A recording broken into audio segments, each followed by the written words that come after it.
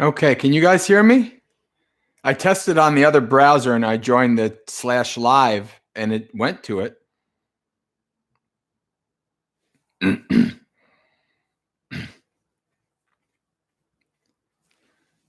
Yes, all right. So that worked out good.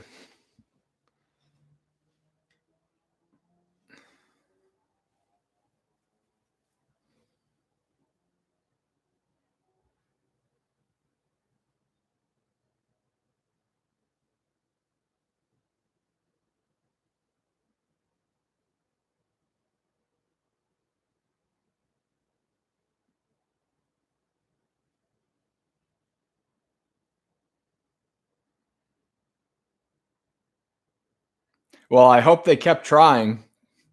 Just because I went live maybe about 2 minutes late, something like that.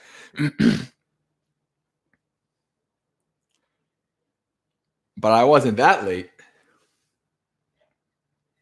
Had to make sure all the settings were right and I was doing the right thing.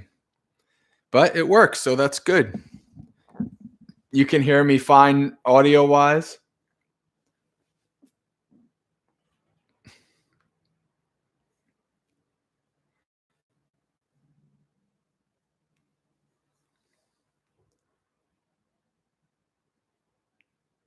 I'm going to test something out. I'm going to go to a different tab and I'm going to talk and I want to see if you guys can hear me. So I'm going to do it now. This is my different tab. I'm doing all kinds of different things, different tabs. Let me see if I can go to even the different browser. So you guys were able to hear me the whole time?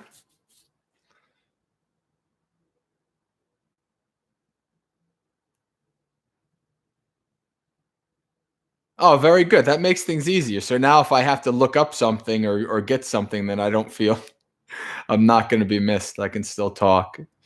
All right. Only problem is this chat's going to go pretty quick the more people that join. Let's see. Oh, pop-out chat.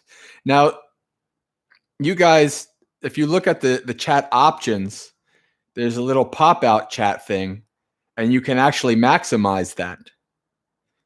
Oh, that makes things a lot easier. I can do a slow mode.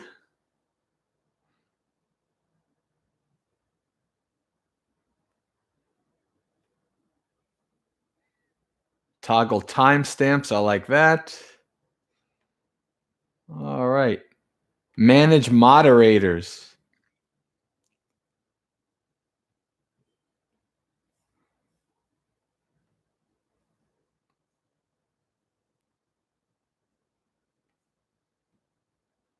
Okay, that's not working. I'll figure it out. But that'll be good that we can add moderators. Uh-oh. The Discord mods are already running away, huh? All right. Well, I don't know how this works. I'm going to have to figure it out. We'll probably do that next time. Let's see. Obviously, I think the moderator probably has to have a and there's probably not going to be any more than 20 or so people. It's not like we're going to have 1 million people. It's going to be that bad. All right, friends. So here we are, Dhammapalooza. Now, this is those of you who were around for the one that we did a couple weeks ago, which ended up being like an hour and a half. It's basically going to be the same thing. So what I want this to be is essentially a free form, community guided event, meaning that, that I don't come and I'm just going to chant or talk for 2 hours. I want us to kind of have a conversation. And I want us to, see how things flow, see how things, like if anybody has a topic you'd like me to talk about, I can do that. If anybody has a question, I can do that. Now, keep in mind, this is the first time that I am doing this. Which it's not that different than doing it on Second Life, to be honest with you, except for I got to remember there's a camera looking at me. I wonder, let me see something.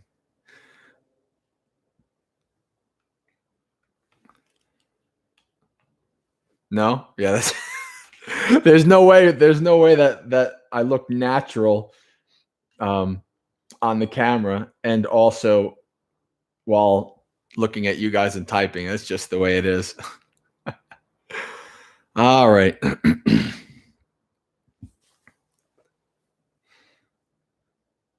Okay. So, does anybody have? Well, let's ask this first. How is everybody doing during this quarantine with their practice? Are you finding that you're able to practice more? Are you practicing less? What are you guys doing in terms of your practice?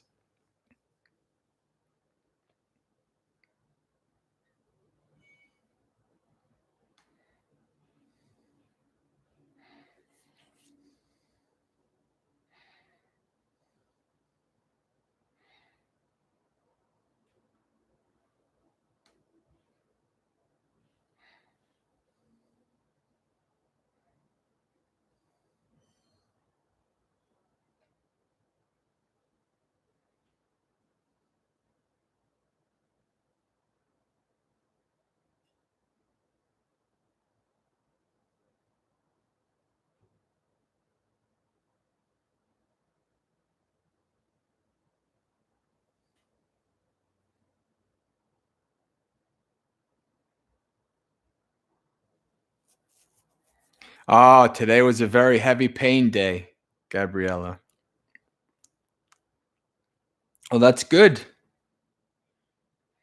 Practicing as much as you can during the pain, that's okay. Practicing patient endurance is good. Just don't overdo it. There is such a thing as overdoing it. So that's good. In pain, but not suffering.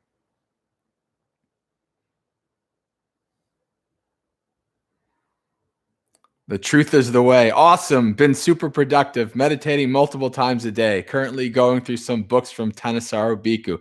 Very good.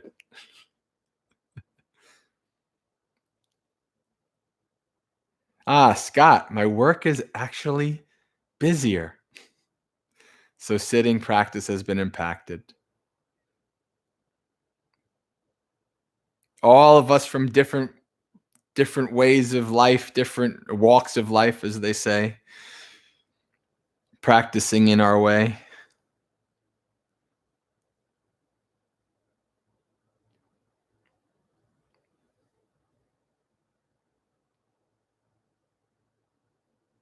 Adriana, I think that's actually been my practice as well.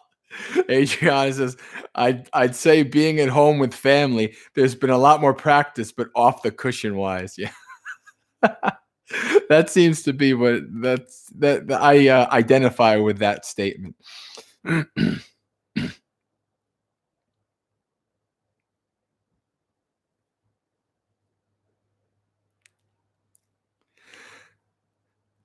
It ain't easy being stuck in a house with family, that's for sure. But as I think Gabriella said, we were on right speech, right? Yes, I'm with my family now, for better or worse. Yep. Yeah, I've been back in Jersey for a couple weeks, which is why I'm doing a live stream. Do you think I could actually do this in the mountains? Nope. Yeah. No way I could do this in the mountains.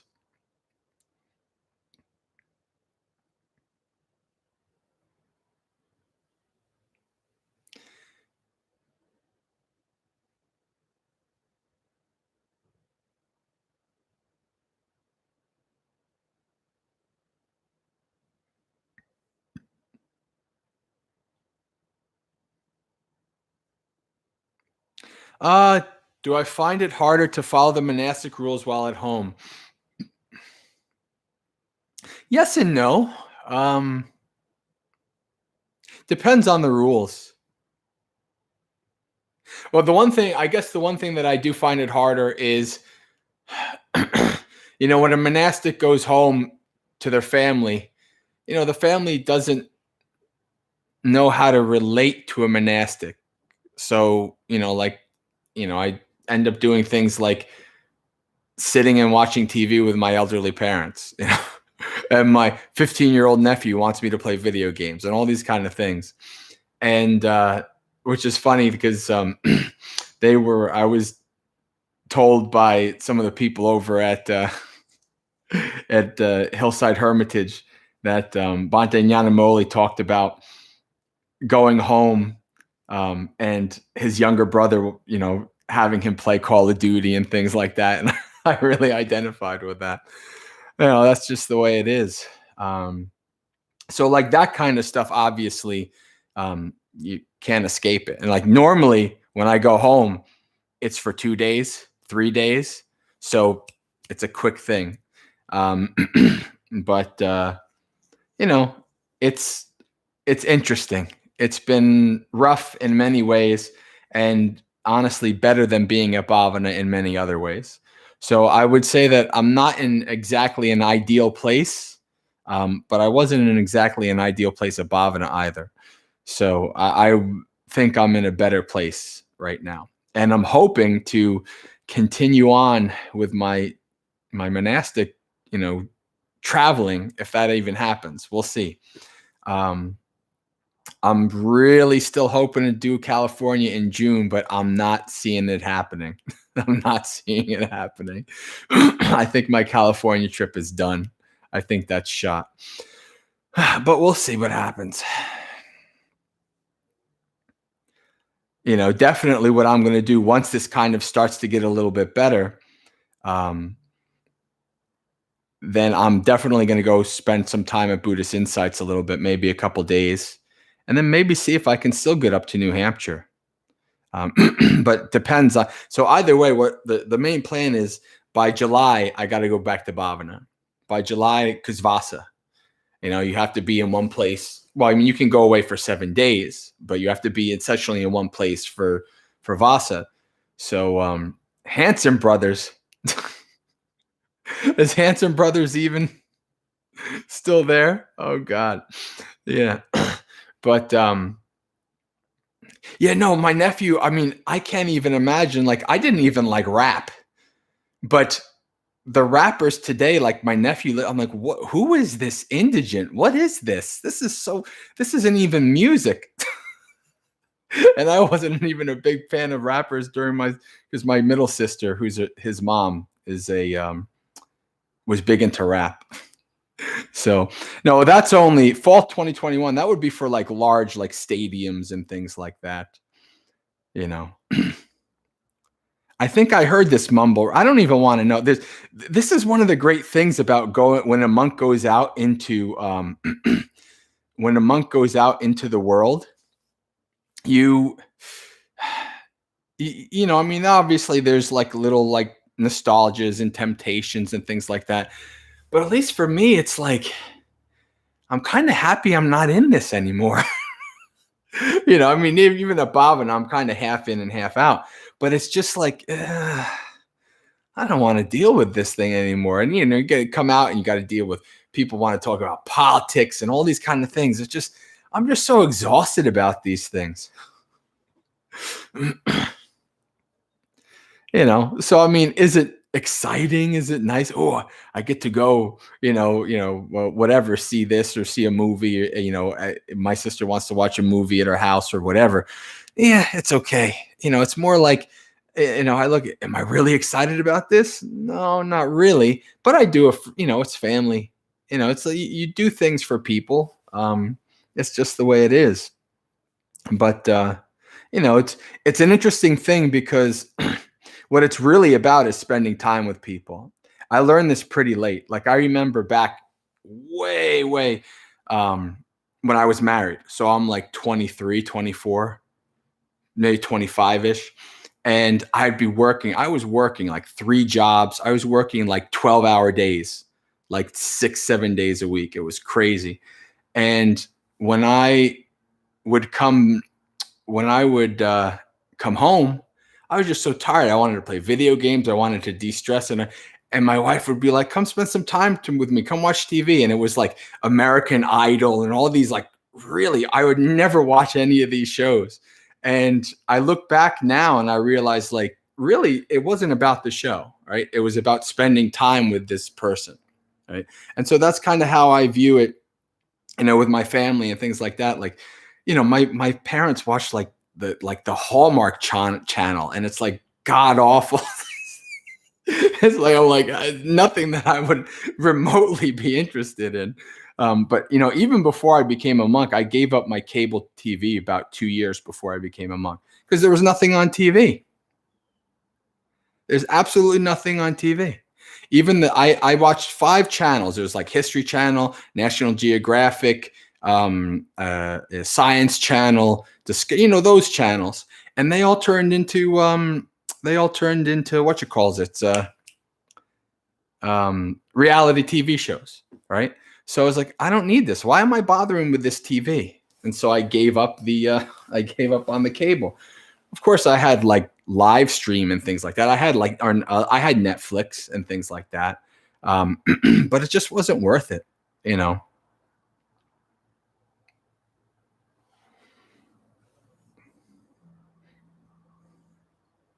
My parents got rid of TV when I was 5 years old. That's not bad.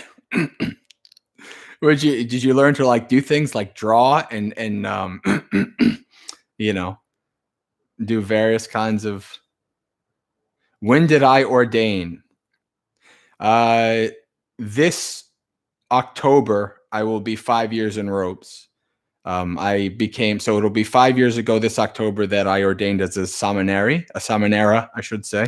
I'm not a bhikkhuni. And so it's going to be this Vasa, this October will be 4 years that I've been a bhikkhu.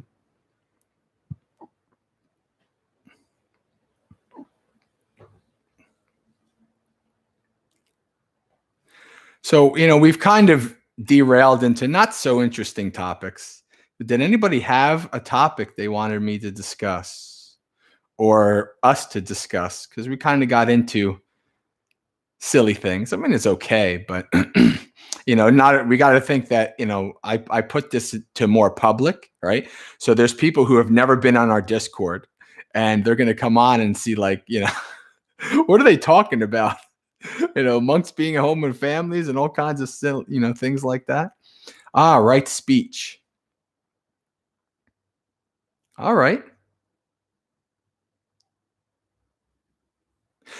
Do I know, Mark asked, do I know how monasteries in Southeast Asia, I have no idea how monasteries, I don't know any monasteries in Asia. I don't know. The only thing on Facebook, I see how they're doing some alms round. Like, they there's this one thing where like the monk has the bowl and a guy's like throwing it and the monk is catching it in the bowl and things like that. So they're trying to do like social distancing alms round giving. It's pretty funny. Um, so I've seen a couple of those kind of things, but otherwise I don't know any like official policies of what monasteries are doing. I did see I did see a funny thing. There's this meme where it's just this Zen guy like this, and it's like Zen, it's the Zen monk, the same picture, but in this meme it was um, Zen monk before quarantine, Zen monk after quarantine, and it's the monk like. So I thought that was pretty funny, and it really is. I mean, like like I told people, I've spent 3-4 months at Bhavana where I didn't leave.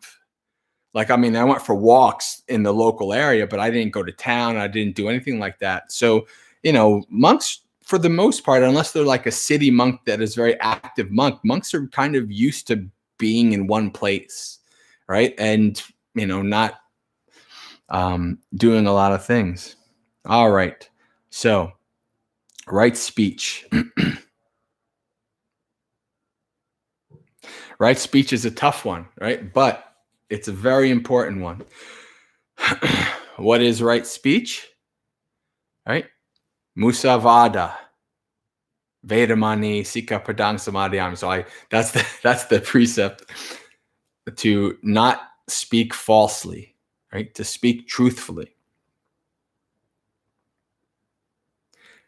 Pisunaya, which is to not to have divisive speech, right? So the Buddha describes it as you go over here and you talk to this person, and then you take what you learned here and you bring it to that person to divide this person from that person, right? So this is like divisive speech. Then there's parusaya, which is abusive speech, like very rough, cursing speech, like speech that is not very pleasant for others to hear. And then there's sampapalapa blah blah blah blah blah, which is idle speech, useless speech, water cooler speech, right? So we have these kinds of speeches. Now, if you want some interesting stuff, what have we been doing, right? You go to accesstoinsight.com. Access to Insight.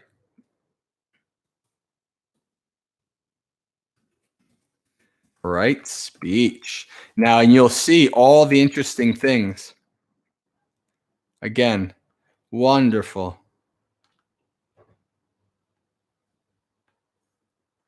Where's the chat? Oh, that's right. Okay, there it is. There's the chat. What I love, there's a couple speeches about the Buddha gives 5 ways of speech, right? 5 qualities.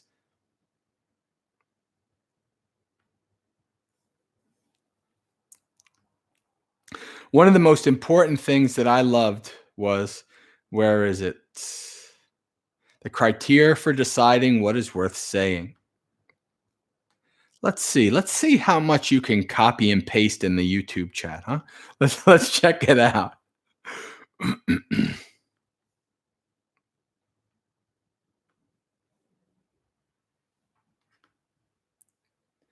Are you guys making comments about about when I talk about whoa, yeah, you can only have 200 characters in the YouTube chat. All right. There you go. So this, if you scroll down to the criteria for deciding what is worth saying, it's really good.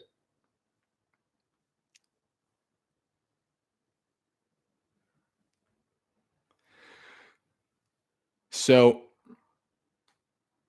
all right. These are words to live by. In the case of words that the Tathagata knows to be unfactual, untrue, unbeneficial, unendearing, and disagreeable to others, he does not say them. All right, so all of these factors, right? So they're not true, right? They're not beneficial. They're not helping anybody to say these words, and they're not agreeable. So there's really no reason to say any of these words, right? The second one, in the case of words that the Tathagata knows to be factual, true, unbeneficial, unendearing, and disagreeable, he does not say them. So they're factual and they're true. So you're not saying falsely. These are factual and true things that you're going to say, but saying them is unbeneficial and unendearing. Tathagata does not say them. In the case of words that the Tathagata knows to be factual, true, beneficial, but unendearing and disagreeable, he has a sense of a proper time, right? Very important. So they're factual, true, and saying this might actually benefit the person, but it's not going to be very agreeable or pleasant. You do it at the right time, right? Fourth one, in the case of words that the Tathagata knows to be unfactual, untrue, unbeneficial, but endearing and agreeable, he does not say them. So like no, useless, like empty flattery kind of words, right? It's not, there's no use in, there's no point to say these just because they're endearing and agreeable. Fifth one, in the case of the words that the Tathagata knows to be factual, true, unbeneficial, but endearing and agreeable, he does not say them. So see this, right? This is the intention. Right? These are factual words. They're true. They're endearing and agreeable, but they're not benefit. There's no benefit in saying them. He does not say them. In the case of words that the Tathagata knows to be factual, true, beneficial, and endearing and agreeable to others, this was a very impactful one to me when I first saw this. Right. So all of the criteria is met. It's truthful. It's going to be beneficial. It's going to be agreeable and endearing. Still, the Buddha has the sense of a proper time for saying them. Why is that? Because the Tathagata has sympathy for living beings. So even when you can say everything, it's beneficial, it's truthful, it's wonderful, you're going to say it, still the right time, right? That's very important. Still the right time, because out of compassion for beings, you know when is the right time and when is the wrong time.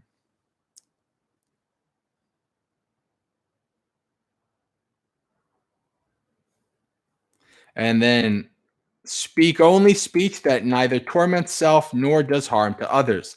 That speech is truly spoken. Speak only endearing speech, speech that is welcome. Speech when it brings no evil to others is pleasant.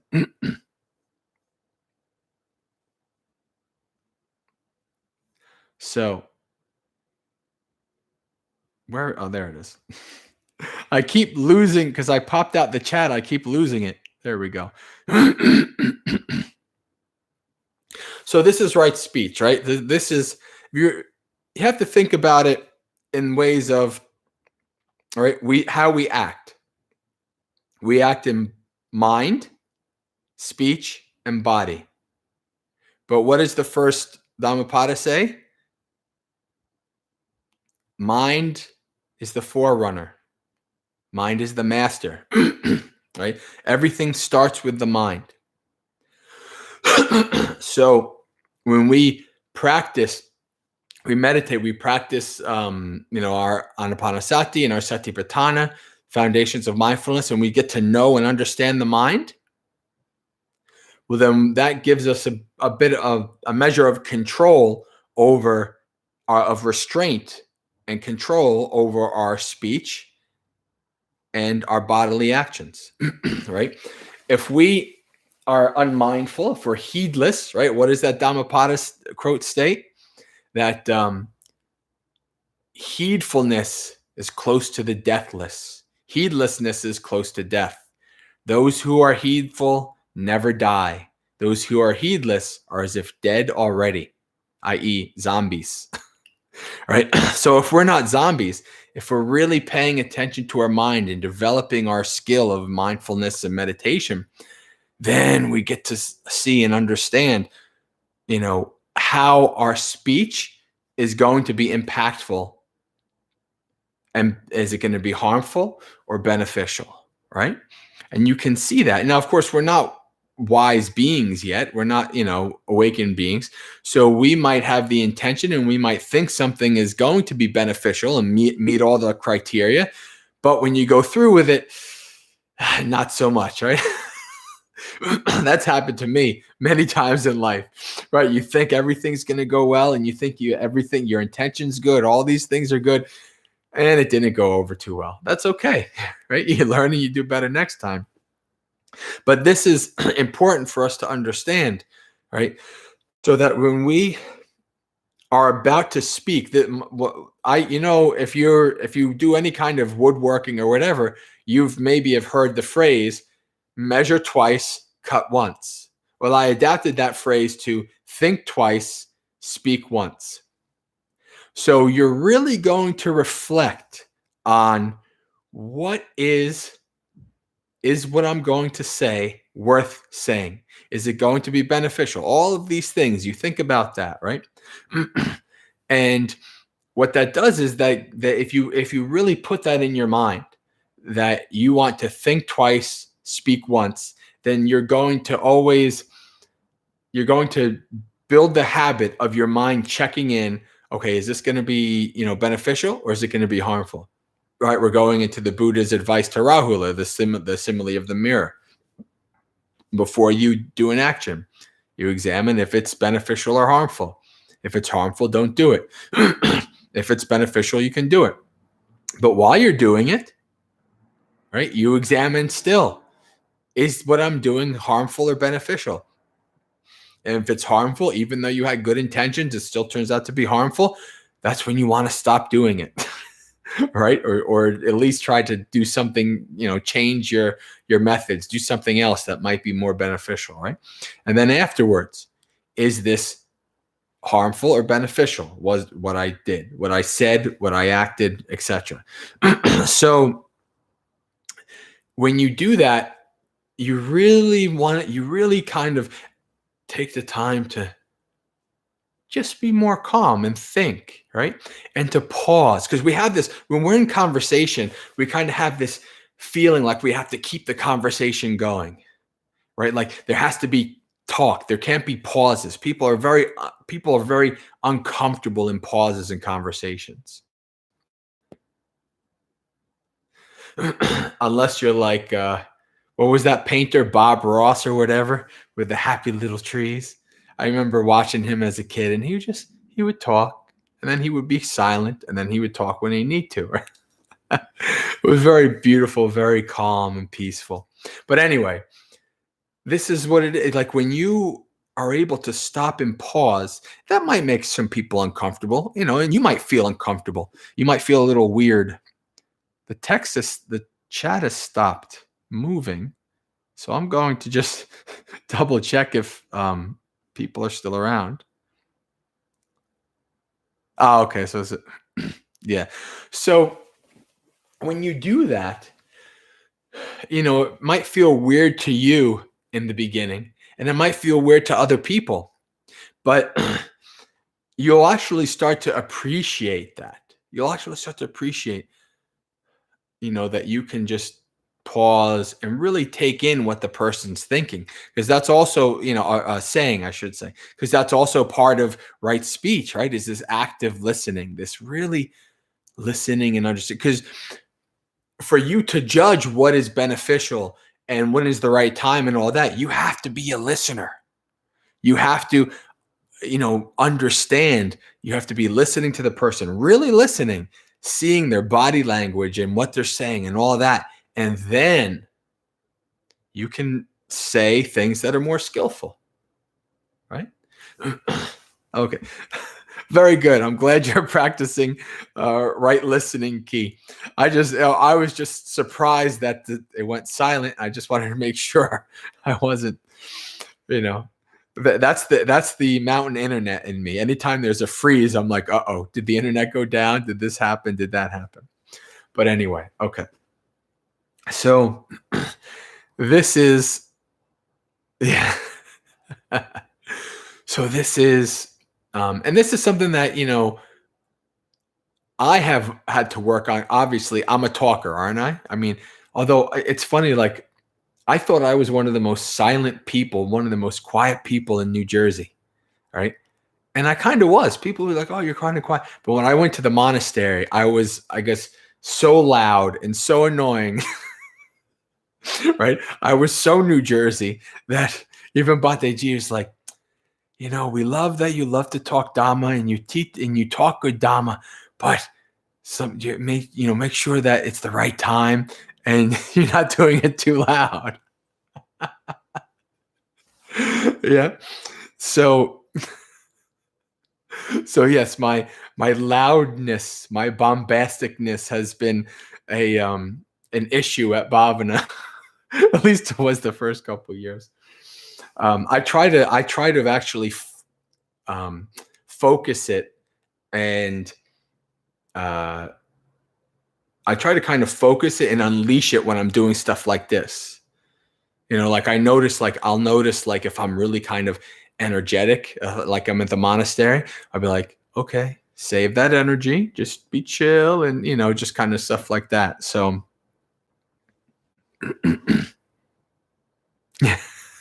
who are these people like fishmongers at a fish market who make such rattle? It reminds me of that one sutta where the Buddha has to tell the group of visiting monks to stop being so loud. And the truth is the way. All right. Yeah. So the more you practice your mindfulness, the more you practice the whole Noble Eightfold Path, all of it together, you'll start to understand and you'll start to be more aware of the things you say and why you say them and how you say them and how that impacts others, right? So that's right speech. Because all of these sila, parts of the Noble Eightfold Path are really involved with your relationship with others, right? I mean, there's part of right speech that is in your own mind, right? Not lying to yourself, right? The same thing, your actions, outwardly, you can be affected by that, but it's also for others. So this is all this kind of, when you're a practitioner and you're engaged with Dhamma in the world, then all of this is practice, right? Like one of the things that, I guess the one that was, I don't want to say the hardest, but one of the ones that was harder for me to avoid per se was sampapalapa, was, blah, blah, blah, blah, blah. And it wasn't actually that I seeked it out like at work. Like I wasn't seeking it out, to blah, blah, blah, to gossip and to talk to people.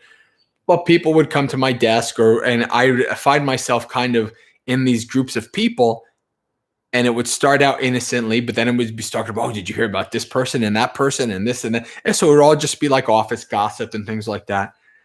And that was like my cue. Like, you didn't want to be like, you're not trying to be like, above them. Like, I don't speak to stuff. You people are ridiculous. I'm leaving. You don't do that.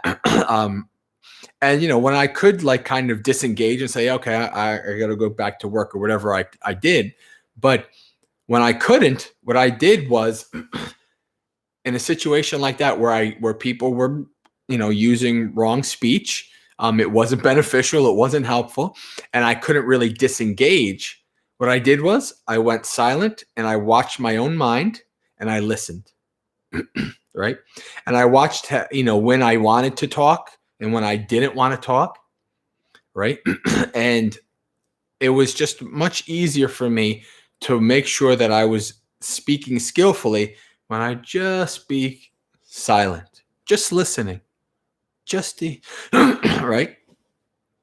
And so that was a valuable skill. That turned it from something that I kind of was annoyed at and I wanted to avoid into something that was an opportunity for practice, right? Everything is an opportunity for practice.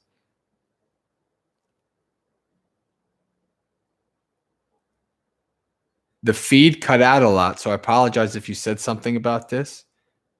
Did the feed cut out for other people too?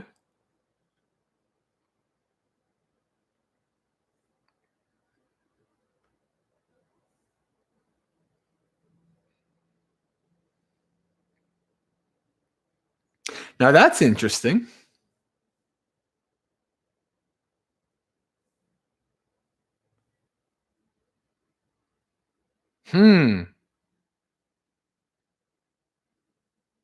I wonder if the YouTube is trying to ban me. I've been hearing there. Oh, I don't want to get into that. Uh, the algorithm has banned me. No. All right. Yes, everything is an opportunity for practice. If you really honestly take that on as your practice, if you really honestly view things that, especially things you don't like in life, as an opportunity for practice, you always win. You are always progressing. Right? You always, and this is not, this is part of Satipatthana. This is part of it. This is not even something I say. Like even Ajahn Chah says, "What everything is teaching you." That's the name of one of his not books, but like collections of the thing. That's what it is. It really is. Like if you look out at the world as a playground for Satipatthana, right? As a playground for mindfulness, there's nothing that you can't that you can't use for your mindfulness practice.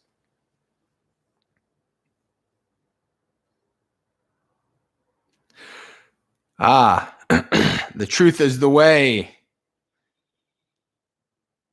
How about TTITW? No, the truth is actually it's just easier to say it than to say it. But okay. So now we're getting into truth is the way. I don't know if you saw my question. Would talking about the news world events be considered gossip in the context of right speech? I don't know if it would necessarily be considered gossip per se. It depends on what I would say is because if you're talking about like news and world events, it's not like you're gossiping about somebody you know. I mean, I guess people can gossip about celebrities and things like that. But I would think that, news and world events and these kind of things, if it's done with the right people, can be a skillful thing. Like, for instance, I used to have my best friend from lay life. We used to have what we call parking lot chats. Like we would go to the movies or we'd go out, we'd eat, go have dinner or whatever. And we would like afterwards, we'd just start talking about everything in the parking lot, like life, politics, what's going on in the world, what we want to do, I'm becoming a Buddhist, all these kind of things that we would talk about, philosophy. And we were both very kind of open-minded people who just like to discuss these things, right? So it never turned into like a battle of egos and things like that. It was really, actually, it was something that I think we both grew over having those conversations and talking about life and talking about these things. So in that context, I thought it was pretty beneficial. But on the other hand, if you're going on Facebook and you're posting, did you see what this politician did? Did you see? I can't believe these people. And then, people get on your Facebook and they agree with you. Yeah, I can't believe these people. And then one person says, and then you're like, oh, I'm unfriending you. I'm banning you from my, all these kind of, that's not skillful. Nor is it beneficial, nor is it that has been lost to the world, which is, I still think is it should be still today, right? The old wisdom, the old common sense is, when you're among friends and family and close people, don't talk about politics and religion, right? What is that saying? That says there are topics that are divisive, right? Those of you who are on our Discord, we're very strict. No talking about politics, no talking about, governments and politicians and all these things. Also, no talking about, topics that are very prone to disputation, like vegetarianism, right? Nobody's going to solve the eternal struggle of vegetarianism on a online chat room. It's not happening, right? But we feel like we want to really get involved, right? So this, having the right speech, even online, is very important as well, right? So, Mohammed, I feel like those topics are only divisive if you let them be divisive. That's the key, right? Maybe if there were two awakened beings, but everybody else. So think about it this way, right? Something like vegetarianism, and again, we're not delving into vegetarianism here. That's off topic. But what in the topic of staying away from disputatious things, vegetarianism was one of the 13 ascetic practices that Devadatta tried to use the Buddha to have all monastics take on as mandatory in order to kind of split the Sangha. What does that tell you? Okay. What it tells you is 2,600 years ago, vegetarianism was a hot topic. 2,600 years later, vegetarianism is a hot topic, right? Nothing's been solved in that time. So again, it's not really a thing that is worth debating, right? It's an individual choice. And I think that's what was great about what the Buddha's answer to this basically was. It's an individual choice. If it's something that the monk wants to take on, they can take it on. If they don't want to take it on, it's okay. They don't have to take it on, right? So this is, to me, I think that encourages, that encourages right speech. That encourages,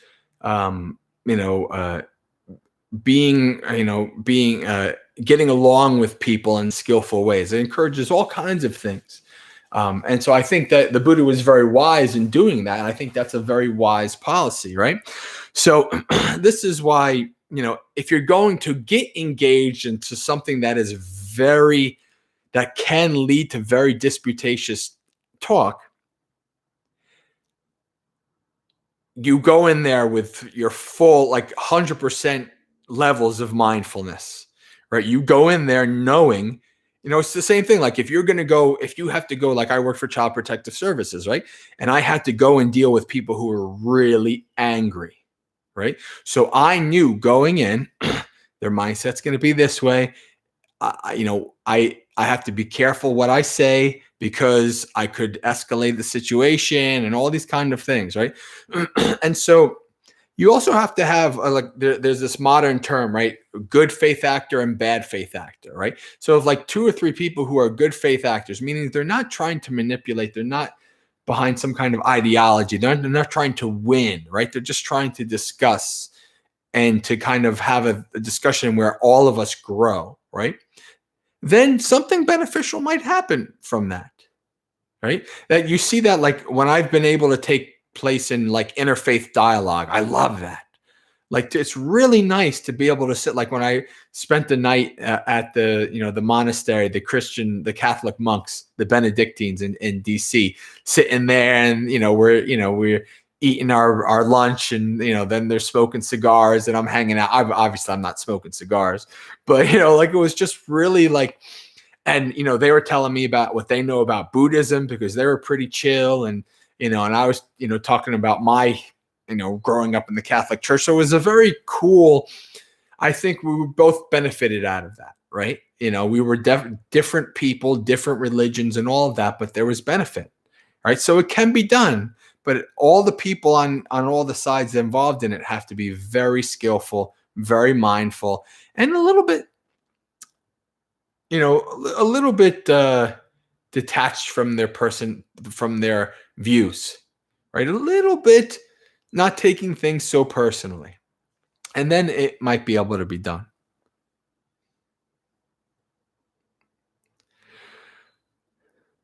Greeno Bino, is there a way to talk with others about how much you fear them? I've never been able to approach it well. Or would that be wrong speech and negated immediately?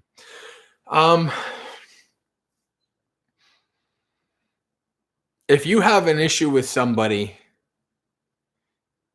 it's an important thing to be able to talk to them. But you have to do it skillfully.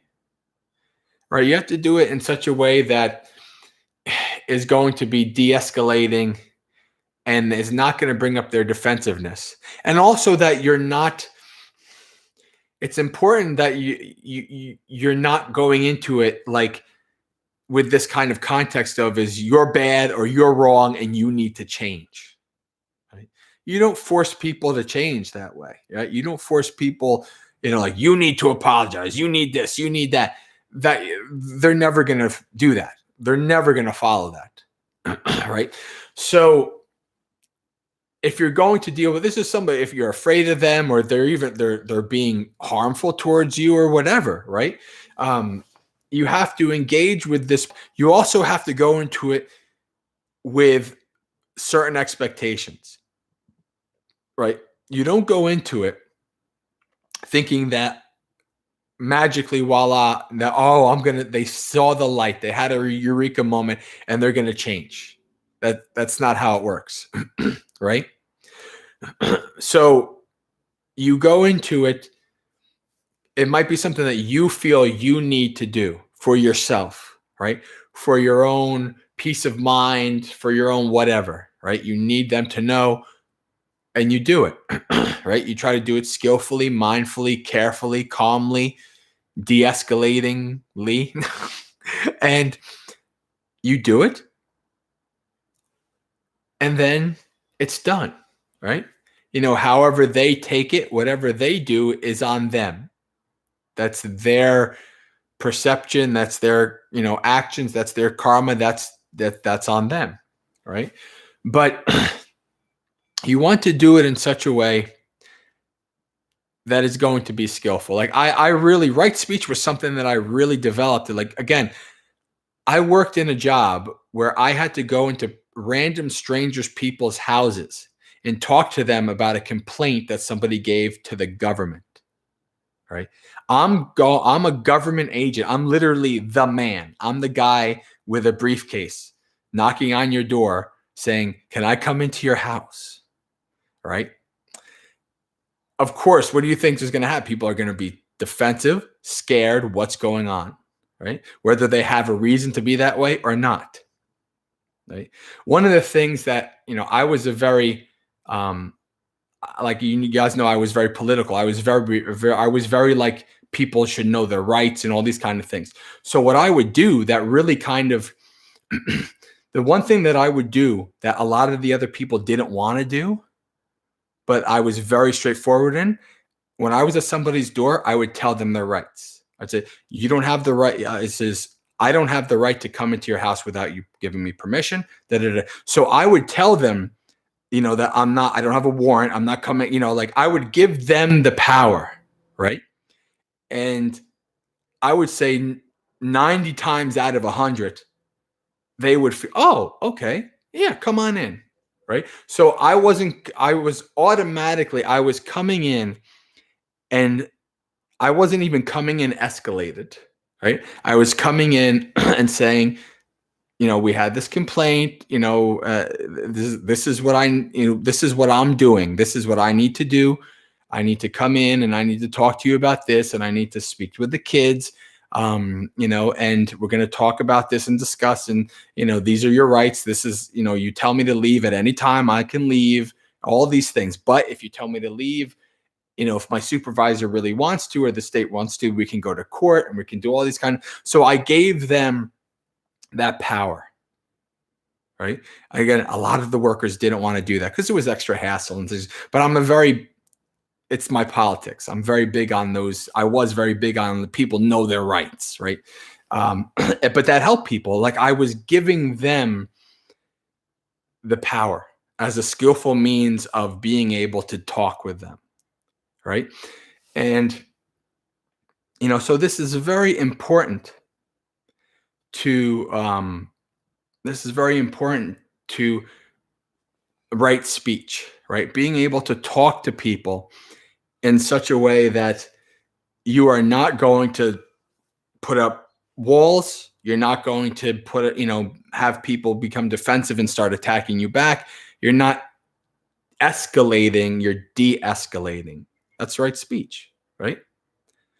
Sometimes you have to be truthful. Listen, I had to tell people, listen, you know, your kid's coming. I have to tell them, your kid's going away. Like, I have to tell them, listen, we got to sit down. This is the reality. We got to deal with this, right? But I would do it in such a way, you know what? To me, this was a testament to me. The one major time that I had to remove a child, and you have to do it, mostly you do it by court order. But the one time that it was an emergency, like I was like 4:30, I'm like, I'm going home at 5, gonna play video games, gonna chill. No, you got an emergency. Guess what? You're gonna be out till about 11:30.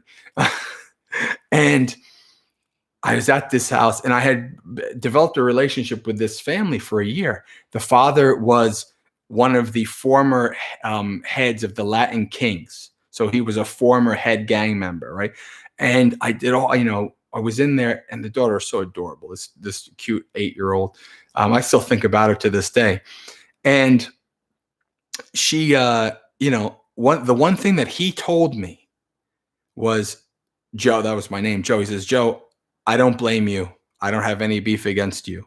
I know this, I have beef against the state and this and that. So I'm literally at his house to remove his child. And he tells me he has no problems with me. Right. That's a testament to right speech. That's a testament to being able to talk to people and to be with people in such a way that even when you have to do something hard, right, they're as okay as they're going to be with you, right? They might not like this or they might not like that, but there's like, okay, I understand, this, right? So this is, very important. This right speech is very important because this is how you engage with somebody. This is how you talk to somebody, right? This is really how you open doors or you close doors, right? This right speech is very important in this way, right? Right speech is all about mindfulness, right? All of the rights, all of them, every right speech, right action, right livelihood. Mindfulness is there. So, this is a very important thing. I'm going to check the chat now because we have... I know it's you, James. I pretty much know who's our Discord people now. So I wouldn't worry about it. You don't have to keep telling me who you are. All right, let's see.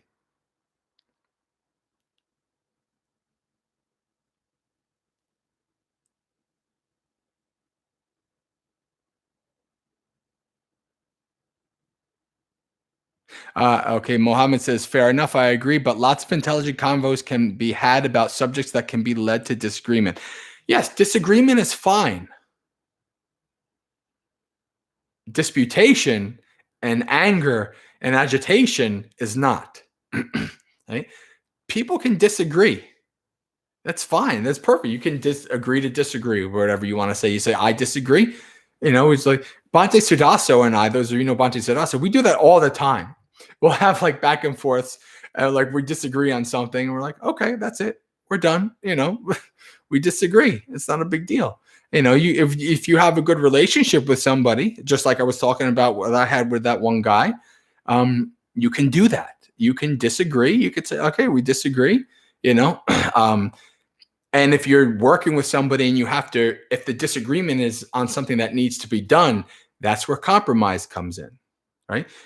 You have to compromise is a skill, right? There are certain things that you have to stand fast on that you're not going to compromise, but there are other things that you need to compromise on, right? Being able to compromise with people is the way that you are able to develop skillfulness and to develop relationships with people. Jake left already? All right. Okay, Jake. Good to see you. Let's see. So Jersey. Jessica, what was So Jersey? I was talking and I missed the chat. So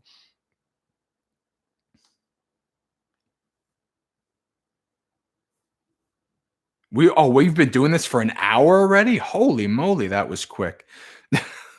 That's why I was like, yeah, first I was like 2 hours, it seems kind of a lot, but no, it goes really quick. How about this? Oh, Chris, I was gonna say, how about let's do some meditation, but there is one question here. I'll work on this first. Speaking of right mind, how about we'll do a guided meditation, and I'll do a guided meditation of what I call the Vipassana itch. So it's my kind of guided meditation on how you practice right mindfulness. So we'll do that. All right.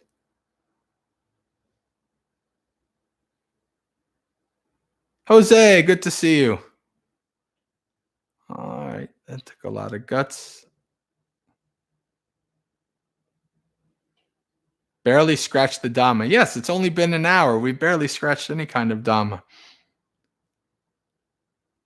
Okay. So speak a bit about right mindfulness. Break it down Barney style if you could. Chris, go to Majjhima Nikaya, number 10, Satipatthana Sutta. That's right mindfulness. Right? That is right mindfulness. Yeah, this is Jose from the Discord. Yep. So, Adriana, this is Jose. Yeah. So, right mindfulness is literally Satipatthana, is literally the 4 foundations of mindfulness. So, if you're practicing those, then you're practicing right mindfulness, right? And one of the most interesting suttas, and this is I only found out about this sutta maybe a year or two ago as I was reading. But the Buddha, so the Buddha says for right mindfulness is number 7 in the Noble Eightfold Path, right? We're not going to, doing it linearly is not really accurate per se, but it is in some ways. So the number 8, the 8th one is right concentration, which is jhanas, right? So, and the Buddha says that right concentration exists supported by all of the other path factors, right? From samadhi. Wow, why am I not? I can't think of the English. I thought about the Pali. The Pali came up real quick, right? Isn't that funny? As an English-born speaker, the Pali comes to me quicker. Right view, right? Yeah. So right view, all the way to right mind. Look it up. But the Buddha, it's just a paragraph. The Buddha says to develop jhanas, to subdue the hindrances, practice satipatthana, practice right mindfulness. So literally, and this actually, in my opinion, this is, I've seen that in my own practice, right? Because like most of you guys know, I've always had trouble with mindfulness of breathing, right? Allergies and allergic asthma and having trouble breathing and all kinds of stuff. I've never been the best sitter and watching my breath and all of that. Right? So I would say the first 7 years of my meditation practice, I did well.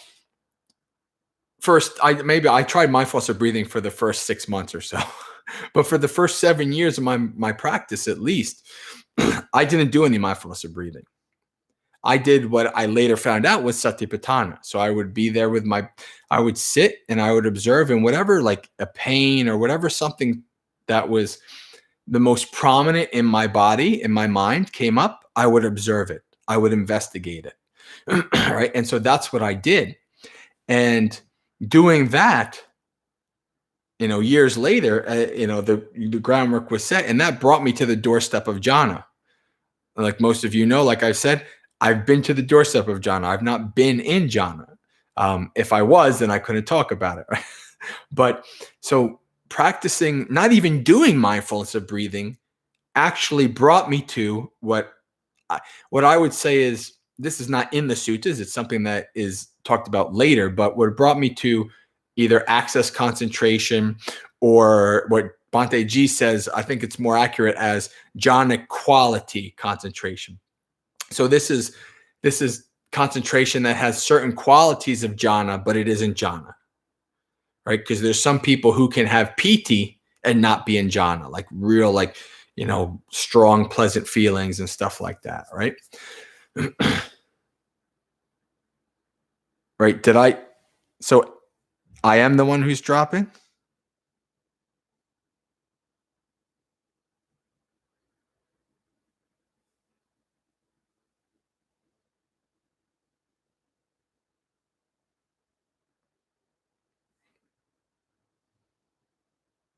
Really?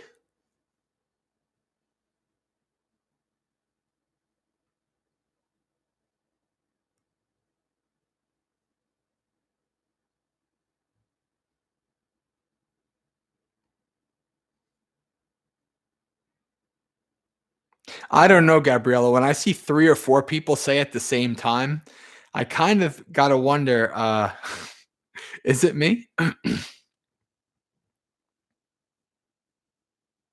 Okay, it could be a YouTube thing. Maybe it's a YouTube thing. So anyway, like I said, not even practicing mindfulness of breathing, I bumbled up. I would, you can't call it beginner's luck because it was like 7 or 8 years after I've been meditating, but that brought me to right concentration, or close enough to it. Obviously, I'm not in it, but so what I'm trying to say is this: actually practicing Satipatthana has a myriad of benefits, right? Just let's look at the 4 aspects, the 4 foundations. The first foundations: kaya, body, right? Kaya nupassana, which means people mean investigating or examining or contemplating body in the body or an aspect of the body. Different people translate in different ways. But so let's look within this one, right? So the first or the third, depending on what you agree, Bhante and Alia will say it's the third, not the first. But the first, traditionally, the first is what? Mindfulness of breathing, right? So just within this first Satipatthana, we have mindfulness of breathing, right? Then we have sampajanya. We have clear comprehension, or as Bhante Sujato translated as situational awareness, right? This is when you are moving, going up, walking down, stretching, going to the bathroom, doing all these activities, one is clearly aware. Then we have reflection on the elements, right? But we also have the charnel ground and the body contemplations, the third 2 parts of the body. So just within that, right, we have breathing and we have mindfulness of death contemplations, right? Just within that, we have this. This is why I call, like, Satipatthana is the Buddha's toolbox, right? The toolbox of practice. Right? You can use all of these things. So that's just in that one, right? So the next one, right, we know is Vedana, which is contemplation and feelings of feelings, or an aspect of feelings, right? Pleasant, painful, neutral, right? And so we know then Buddha also says, talks about there is feeling of the body and feeling of the mind, right? So then mind is the third one, chitta nupassana, right? And so when this is one knows the mind that is full of greed or a mind that's empty of greed, a mind full of hatredism or a mind devoid of hatred, right? All of these things, an exalted mind, an expanded mind, a contracted mind, all of these things, right? And then the fourth one is the most confusing because some people translate this as mind objects. But thankfully, the newer translations, like from Bhante Análio and Bhante Sujato, translating in a way that makes more sense to me because it doesn't. The fourth one, Dhamma nupassana, so Dhammas, right? So this would be principle. And if you look at what's under this, you understand what this means. Like, so the fourth one is examining reality, examining your experience through the various frameworks that the Buddha gives us, like the 6 senses, the 5 aggregates, the 5 hindrances, the 4 noble truths, the 7 factors of awakening, right? So you're taking, these are all frameworks that the Buddha gives us in his teachings, right? And so we're really using them. We're investigating our experience through those frameworks. Right?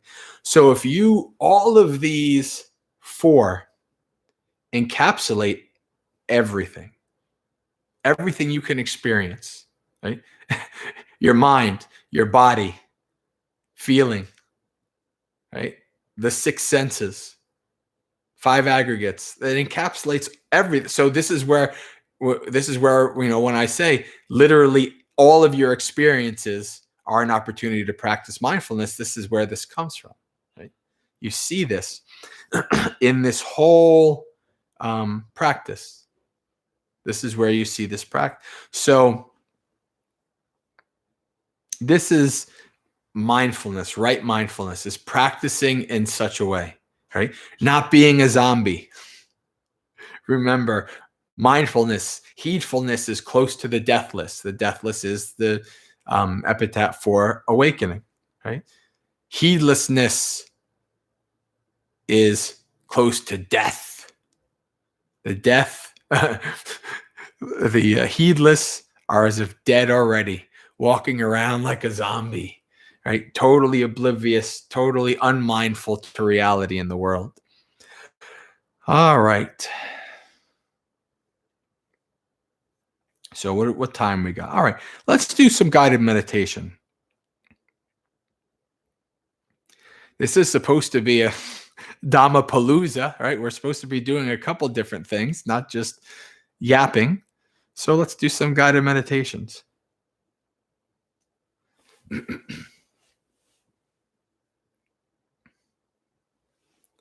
All right. Close your eyes and take some time to set your body up in a stable and comfortable position. Whether you're sitting in a chair or on a cushion.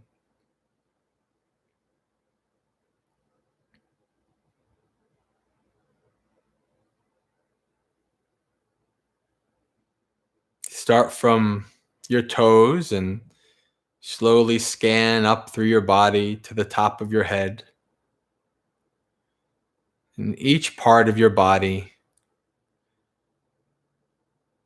bring your awareness, your mindfulness to that part.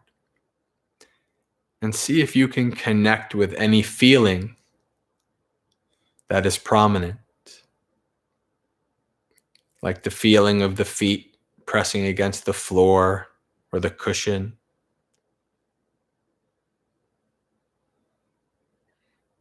If you're having trouble finding any feeling, you can prompt yourself by asking yourself, what do I see?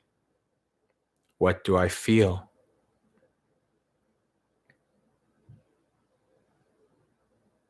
As you move through your body, do 2 things.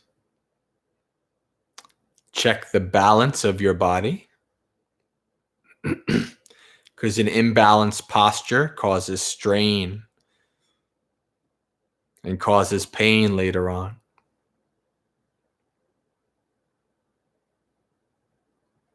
You may even notice small amounts of discomfort. If you do, now's the time to adjust your body to see if you can alleviate those small amounts of discomfort.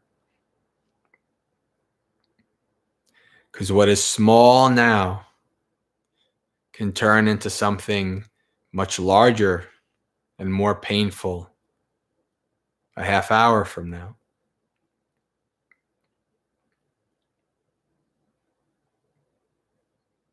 So check the balance and stability and comfort of your posture as you move through your body.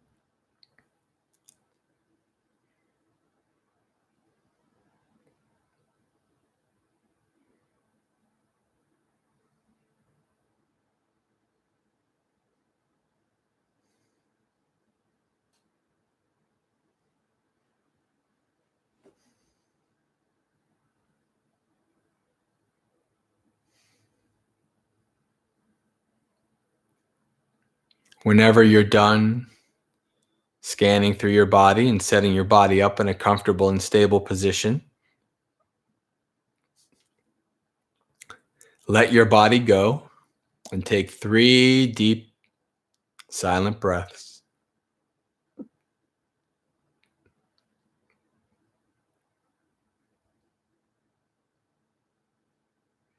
And then let the breath go.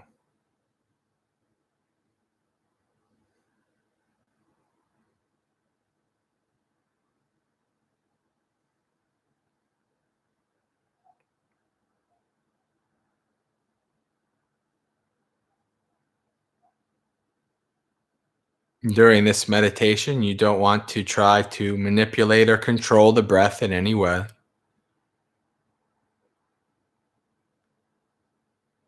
The breath doesn't need you to do its job. This body has been breathing from the moment you were born and will continue to do so until the second you die.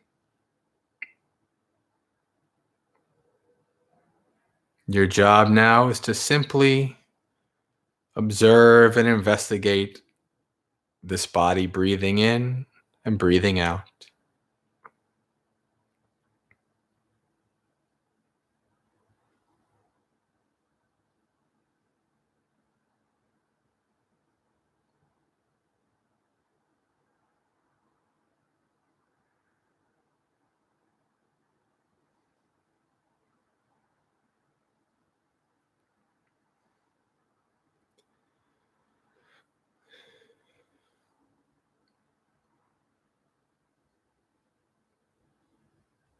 Friends, we come to this meditation with many responsibilities, worries, and burdens.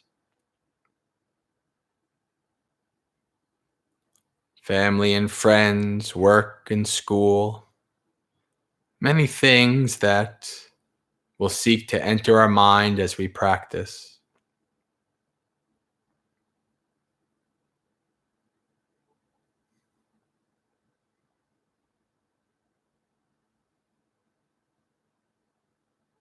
A heavy burden on our mind. For the time of this meditation practice, we practice laying down the burden, letting go.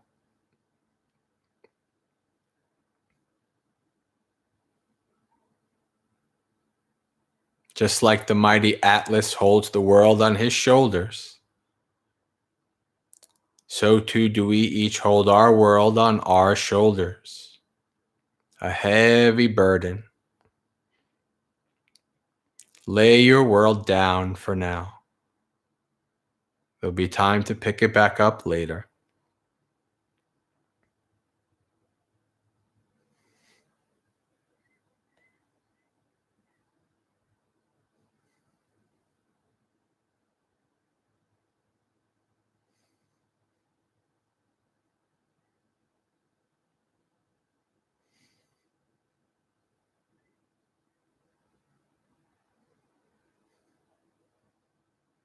Watch the breath go in.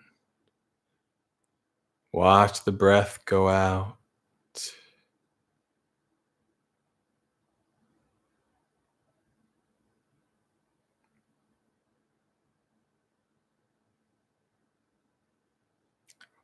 When you become distracted, your mind seeks to fly away, going here and there.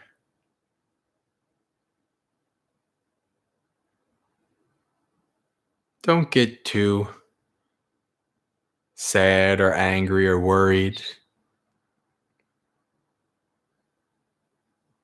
That's just the mind doing what it does, showing you its craving.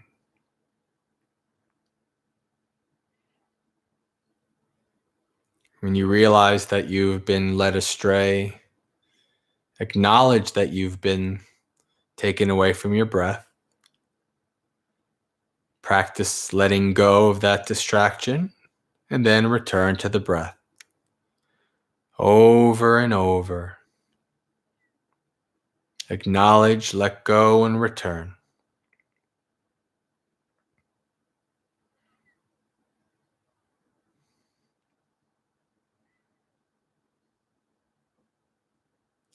By letting go, we mean that we don't want to try to get angry and aversive and push something away.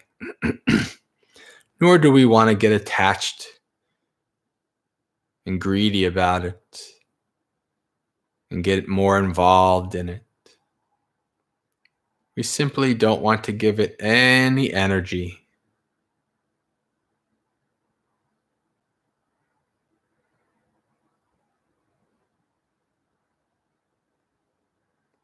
Let whatever has arisen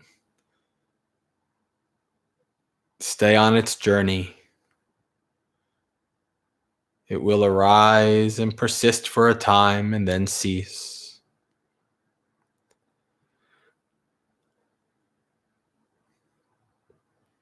Let it be and follow the breath.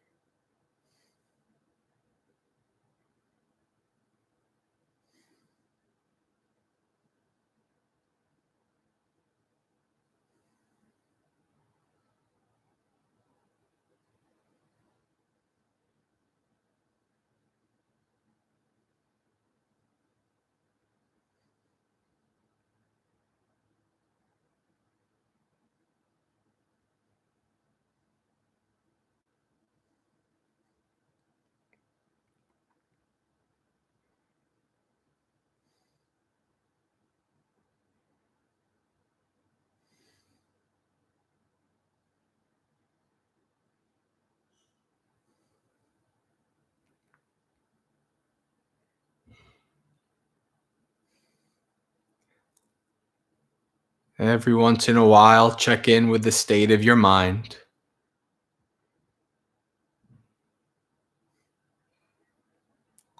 Is your mind becoming more calm and tranquil or not?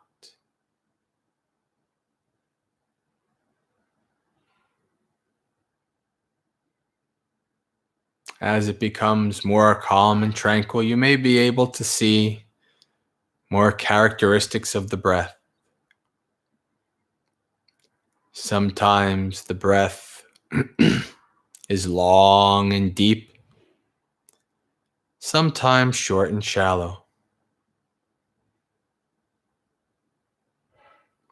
Maybe you can even see the full cycle of the breath. The breathing in and the pause, breathing out and the pause. What is the body like in those pauses? Investigate the full cycle of the breath. See how it changes. Just like a scientist observes something under the microscope, observe the breath doing what it does. All of its characteristics of how it changes and flows.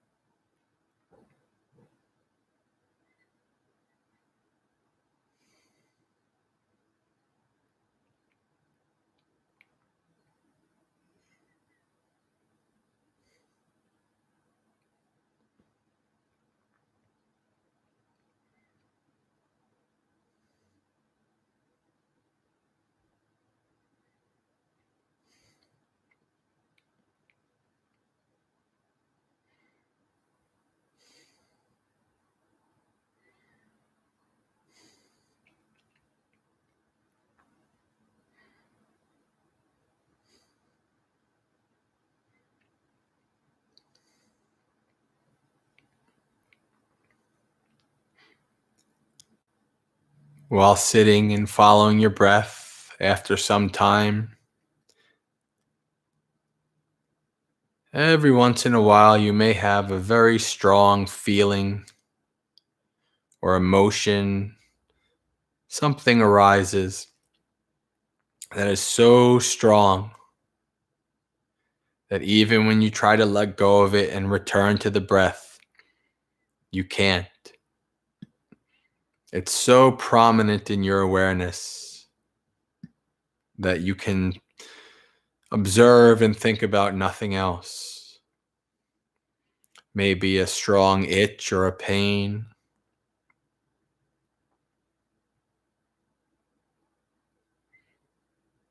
At that point, when you can't even return to the breath, you can switch your awareness, switch your object of meditation to that itch or that pain. Delve deeply into it and investigate it like the scientists using the microscope.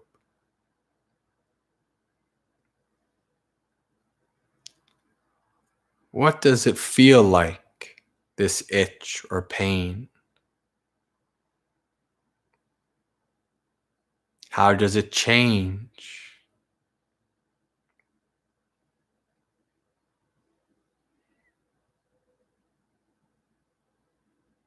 How is it impacting the body?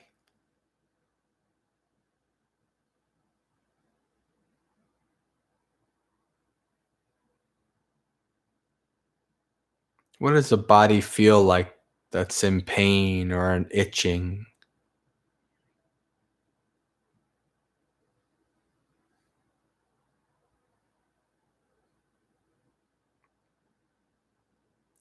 What does a strong pain or itch do to the state of your mind?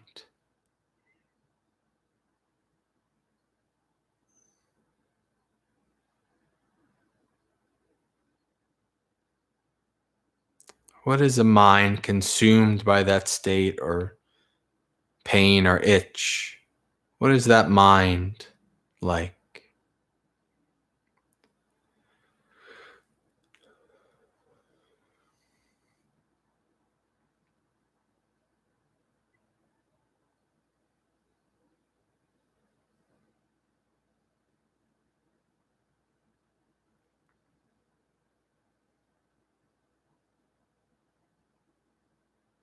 How does that feeling in that mind state impact the thoughts that are coming into your mind?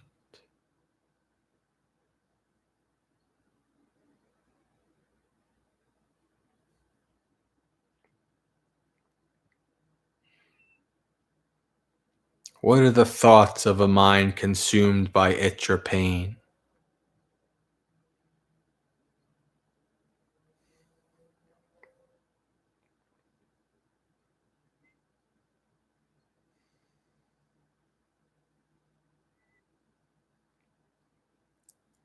Observe the impulses that arise. A strong desire to scratch the itch or adjust your posture to alleviate the pain. Observe those impulses. Try to patiently endure and investigate.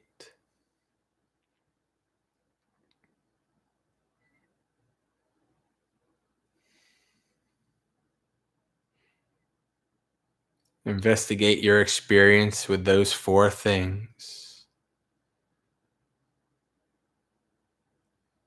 the feelings that arise in the body, the general tone or mind state of your mind, the thoughts that arise, and the impulses that arise.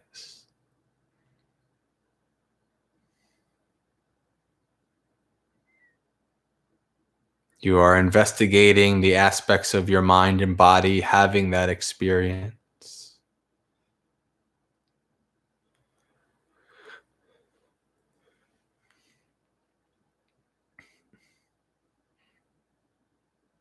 And as you investigate ever more deeply, you might start to see that itch or that pain is not one solid, unchanging thing. You might see how it is changing and flowing.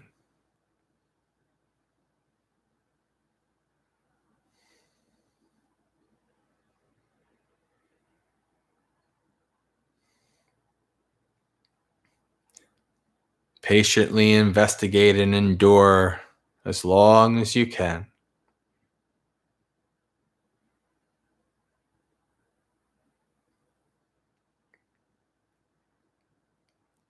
But once you've reached the point where you can endure no longer, it's okay.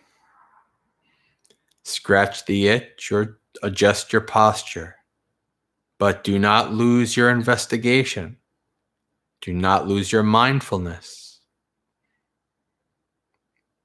What does it feel like as you begin to scratch the itch or adjust your posture?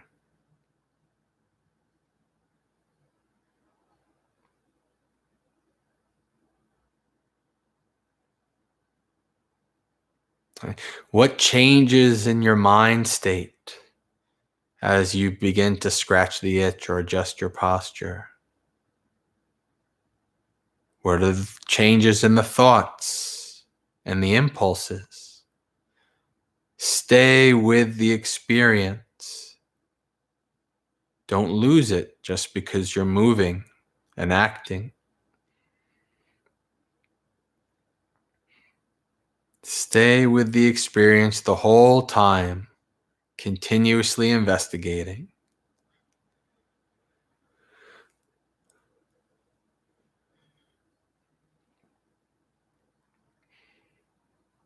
And then once you've scratched and the itch has gone away, or you've adjusted your posture and the pain has gone away, take some time to investigate the body and mind that is absent of those things.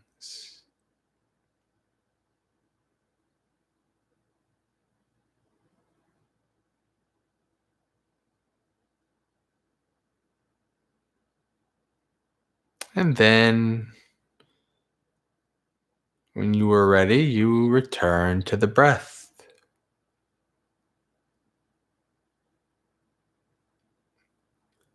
Whenever you get so distracted by something so strong, it's okay to take that time and investigate that experience. It's come to give you the opportunity to investigate and practice.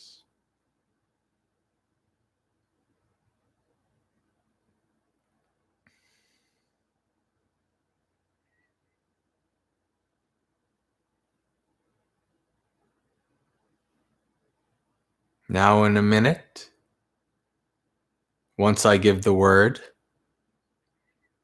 I would like for us to practice keeping our mindfulness in movement. When I give the word, if you would like, if it's safe for you, when I give the word, you slowly begin to stand. Come to a standing posture.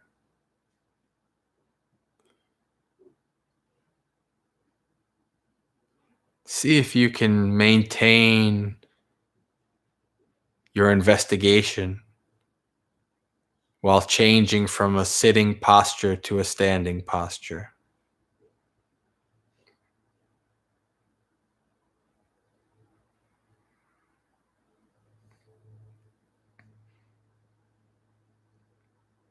Be mindful of your feet being asleep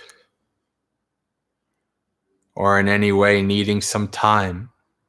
There's no rush. Safely and mindfully, when I give the word, begin to stand.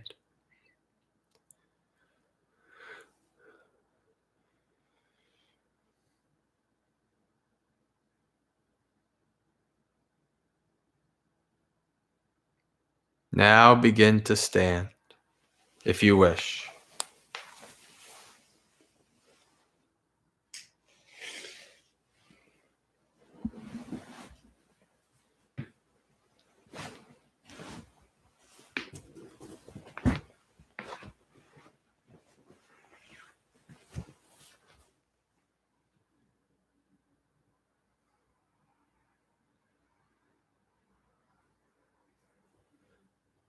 As you're standing, you can keep awareness on the breath if you like, or you can switch your awareness to your feet as your feet are pressing against the floor or the cushion.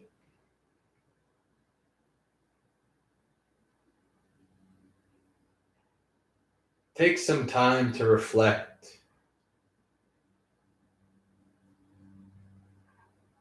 how your awareness investigation has changed, moving from one posture to another.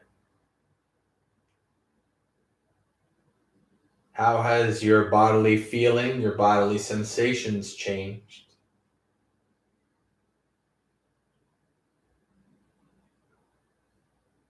Has the state of your mind changed?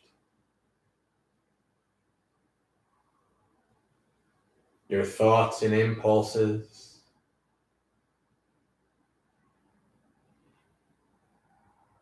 Investigate the body standing and the changes in movement.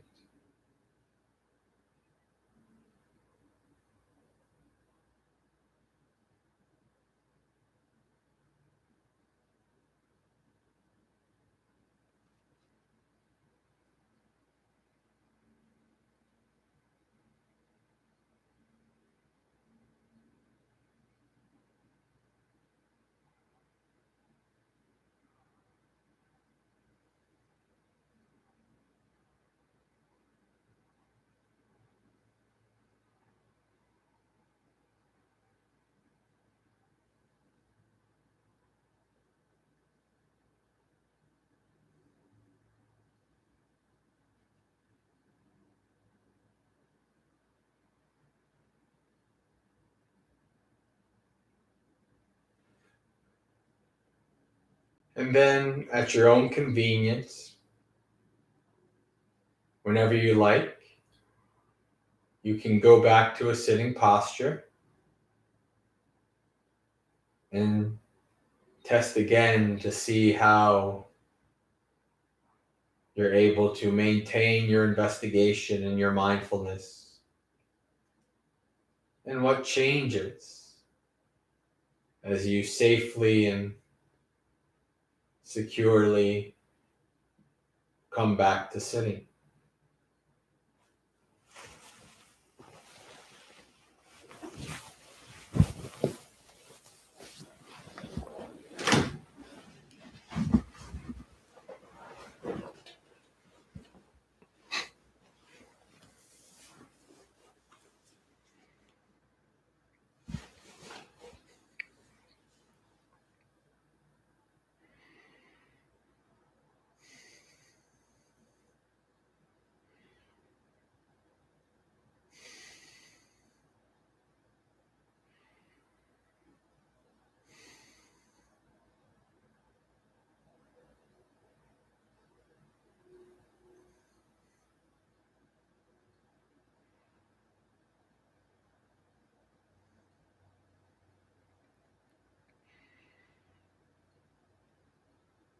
Now we can slowly start to open our eyes and come back to an awareness of the room that we're in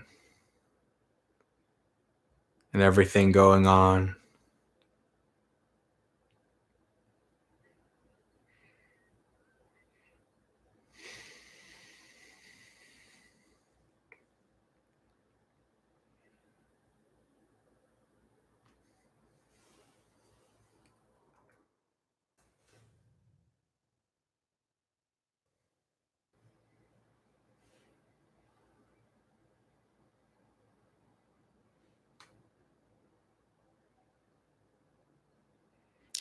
And we come to the end of our guided meditation.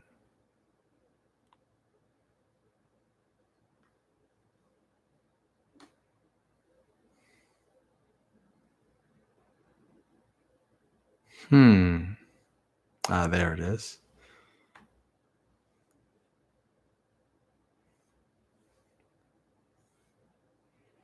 Okay, friends, let's check out the chat.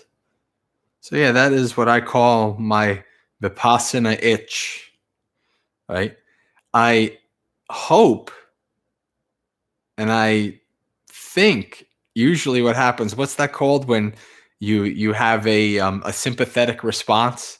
Like you see somebody itching or yawning and you yawn. So what I always hope is that when I talk to somebody about an itch, then their awareness comes to an itch, right? And then they can be guided through dealing with that itch, right? Look, I'm itching, right? So I don't know. Yeah, empathetic response, I think they call it. Like when you yawn when somebody else yawns or something to that effect. Yeah.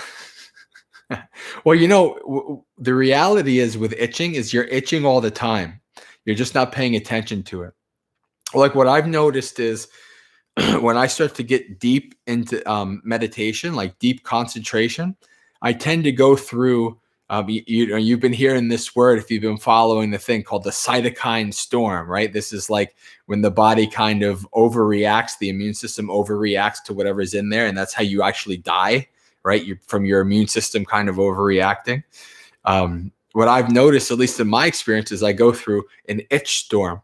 Like I become aware all of a sudden, I start to itch all over. And I don't think it's like all of a sudden just happening. I think it's like there. I'm just all of a sudden now aware of it. And usually when I get past that itch storm, then I go really deep into concentration.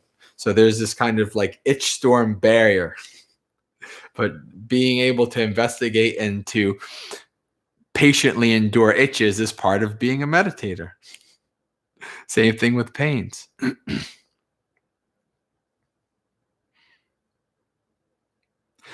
But yeah, so what I went over with you guys is essentially my very basics, bare bones way of investigating your mind with, investigating your experience with the various directly observable things of Satipatthana. Like what I gave you guys is I call it now FMTI, right? Feeling, mind, thoughts, and impulses. And this is what I notice, like if I'm investigating something, you understand that there's feeling involved, right? Mental or physical feeling. You understand the mind being involved, so that you got the body and the mind, right? But also there are thoughts that arise. This is also connected to, this is really technically, majorly what this is the first three Satipatthanas, right? It's Kaya, because you're doing the mindfulness of breathing. It's really Kaya, Vedana, and Chitta. It's not too much into the Dhamma, the principles, but so this is mostly kind of my amalgamation that I teach, especially when I teach people who are brand new to it or who are not really Buddhist. I think that putting it in these kind of frameworks helps them. But this is what I noticed when I was observing my own experience. I noticed majorly these four things, right? The thoughts that arise, right? And the thoughts that arise are almost always connected with the general tone of mind, the general state of your mind, right? An angry mind, a lustful mind, a fearful mind, etc., right?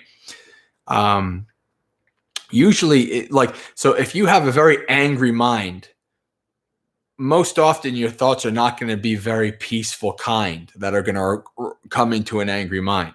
Maybe if you've practiced a lot of metta and you've developed the habit of it, then maybe some metta thoughts will come in. But the average person with an angry mind you're not going to have, thoughts that are very peaceful or even lustful or anything, right?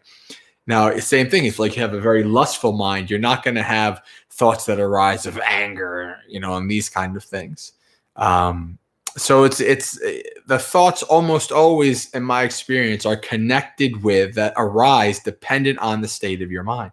And the same thing with the impulses, right? That strong impulse to do something, that really strong feeling of, I need to itch, I need to adjust my posture, I need to get up, I need to do this, I need to do that. That very strong thing, right? And there's a difference between, one of the things that I've contemplated a lot, and I've talked a little bit about to some people, is there's a difference between your intention and your impulse.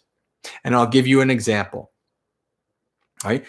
Most of you guys have heard. Most of you guys have heard my story about my vision of doing something to Bhante Silananda during a metta retreat years ago as a layperson. Right?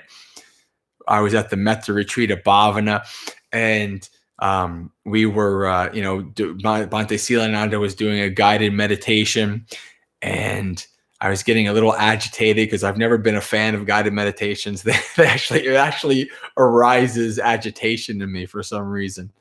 So I was just getting a little agitated. I'm like, I'm trying to, spread my goodwill to all beings in the universe. And this Bhante Silananda's voice and guided meditation is bothering me and annoying me and all these kind of things, right?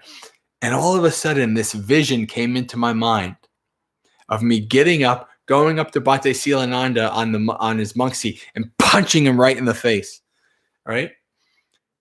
And so what I realized, I'm talking about not self when I tell this story, because I had been a meditator for long enough, for years by that point, and I had already started to delve into not self, to seeing not self, that the average person, if they were, oh my God, I had this thought of punching a monk, I'm such a horrible person, and all of these things, right? But no, for me, what I had to do? I had to stifle laughing out loud in the meditation hall at Bhavana in front of 40 people, right? Because it was so funny, this vision, this image of me punching out Bhante Sila, right? But once I started contemplating on this impulse thing, what I realized was, see, I'm very visual. Like a lot of times I think in visual. So like some people might say, like, there's a voice in my head that tells me to do this. For me, it's a visual. It's a visual of me doing something. And that's my mind saying, why don't we do this? Let's do this, right? So that's an impulse. The impulse was for me to get up and punch Bhante Sila in the face. Now, of course, as a meditator, I realized, okay, that's silly. I don't have to follow that. I don't have to, I don't have to accept that as myself. It's hilarious. It's funny, right? So that's an impulse, right? So the impulse, like for me, if I'm lots of itches and I'm trying to mindfully be aware and mindful investigate them, I'll just have visions of me itching, in my mind. So this is these impulses that arise. And it's very important to understand the difference between your impulse and your intention, right? So the impulse I had was to punch Bhante Sila out, right? But what's my intention, right? It's not my intention to punch out a monk, right? And I didn't do it. So I didn't commit an intentional action, right? I just had the impulse to do it, but I didn't do it, right? So my intention was to not follow my impulse, right? That's your intention. That's your karma, right? You went against your impulse, right? So there's a big difference between impulse and intention, and your thoughts and your intentions. Big difference.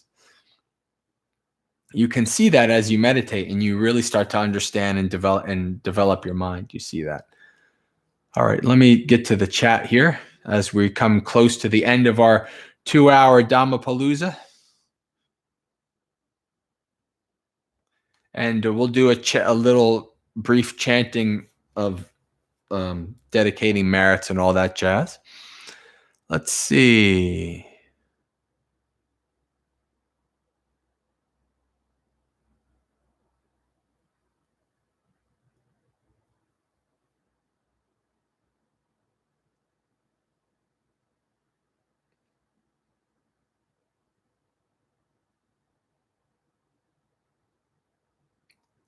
The meditation was very hard to do, Greeno says. I'll try to do it as part of my next month challenge without any BVs to calm my mind. I found it very difficult. Yeah. It's well, see, this is why when I say it's like essentially what I gave you guys as Vipassana itch is what you would be doing normally, not sitting on a cushion, right?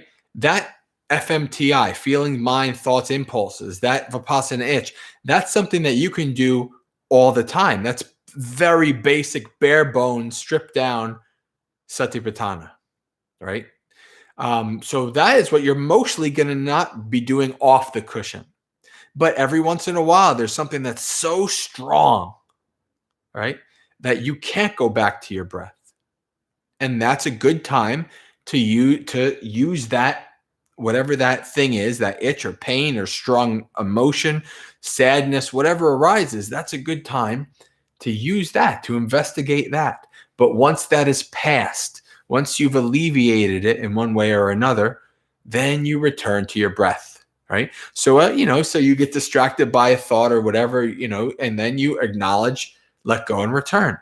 If it's something really strong, like that itch or that pain, then you use the Vipassana itch, you use Satipatthana on it, and then once you've alleviated it or it's passed, you return to the breath. So essentially it's another method while you're sitting of dealing with something that is very strongly arising. But the goal while you're sitting is to return to the breath. The goal is to, practicing mindfulness of breathing. The goal is always to come back home, always to come back to the breath.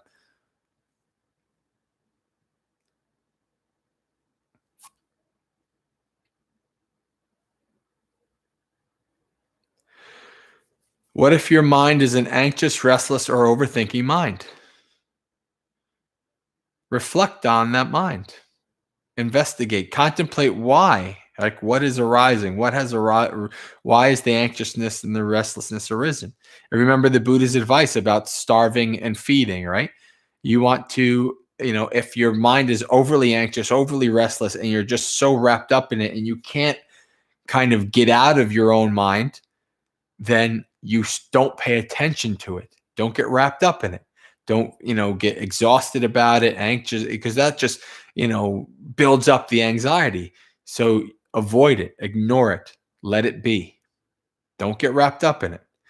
And then when your mind starts to become calm, investigate that, observe that. What is it? Oh, it's so nice when my mind is calm. And so nice when my mind is not running towards something I like or running away from something I don't like. It's so exhausting. A nice, calm, equanimous mind. That's real happiness. That's real peace. Your mind is just so okay with being here, being on the breath, being in the present moment. That, investigate and reflect on that, and that can help.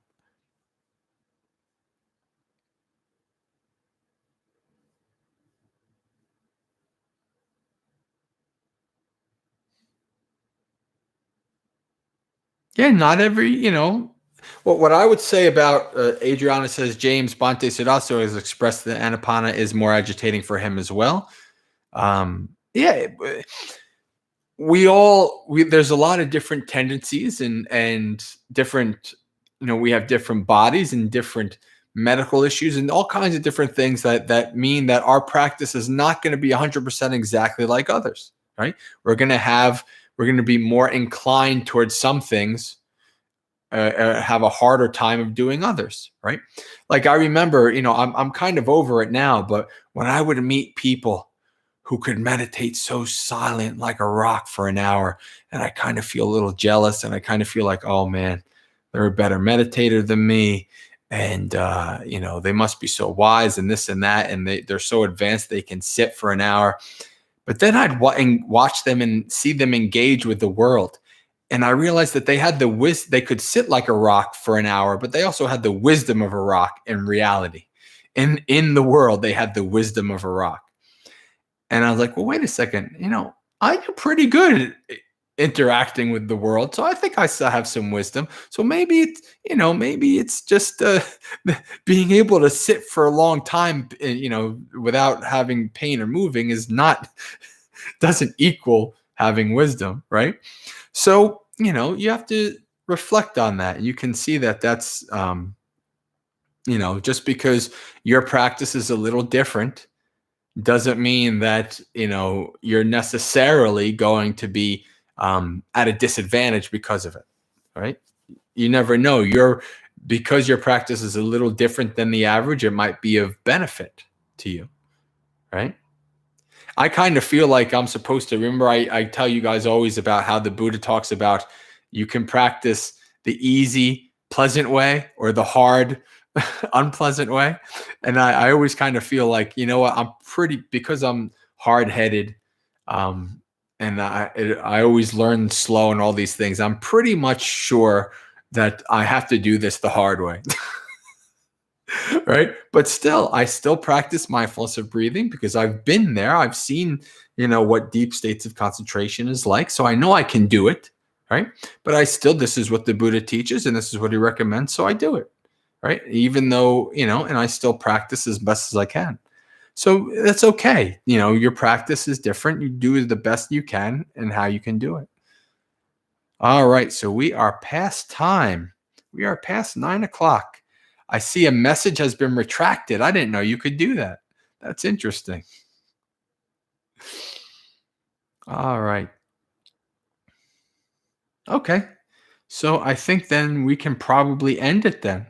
We're past time. I don't see any outstanding questions. We'll do this as long as I am in the land of normal internet. We'll do this. So during the quarantine, when I go back to Bhavana, this is probably going to go away. But after I have my 5 vasas and I'm out of dependence and I, leave Bhavana, then maybe I can make this a regular occurrence. I really like this idea of a Dhammapalooza. I think it's a really cool thing. And each time is going to be a little different, right? It's kind of neat to kind of not overplan it, right? Kind of let it flow, let come out. Trust in emergence, as one lay teacher told me as talking to him about giving Dhamma talks, and he talked about how he trusts in emergence, and then that's how I do it now. Right, trust in whatever comes out will come out. Right, trust in how it comes, and I think that's pretty neat. So you never know. All right, my friends. So let's do the old what you call it, merits. All right. So as always, I like the Bhante Vimalaramsi's one, right? So it says, may the suffering ones be suffering free, and the fear-struck fearless be. May the grieving shed all grief, and may all beings find relief. May all beings share this merit that we've thus acquired for the acquisition of all kinds of happiness. May beings inhabiting space and earth, devas, nagas, and yakas of mighty power, share this merit of ours. May they long protect the Buddha's dispensation. Sadhu, sadhu, sadhu. All right, my friends. With that, we can end. So those of you who are on the Discord, I'll see you this weekend for the Saturday and Sunday sessions. Those of you who are joining from the internet, from Facebook or from various places, and you don't know what the Discord is, you can join us on our online community if you like. You can check out my channel. You can Google Student of the Path online Discord, Sangha, online Sangha for a Modern World. And in my description there's an email. You can email us. Actually, you know what? If you're interested, why don't I just give you guys the email directly? MAGGASEKHA Nagaseka@gmail.com. Right? We might suffer because of that, but not that many people look at my live stream anyways. So we won't get too overwhelmed.